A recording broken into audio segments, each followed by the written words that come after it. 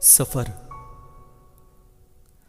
آوازیں رات کی خاموشی میں اوجھل ہونے کا سندیسہ لائی ہیں۔ چاند کے آدھے ٹکڑے پر کچھ خوابوں کی تدفین ہوئی ہے۔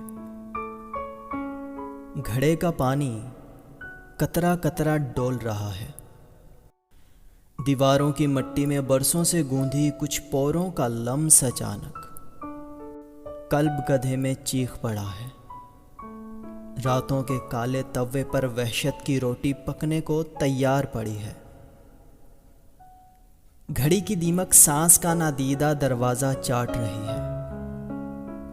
میں یادوں کی تختی لے کر اس پر اپنے گگو گھوڑے، پریاں جگنو، تتلی گڑیا، بنٹے، مور کے پر، بوسوں کی ٹافی اور حرفوں کا پاک صحیفہ تصویروں میں ڈھال رہا ہوں۔ کل اور آج کے سارے رستے چل آیا ہوں۔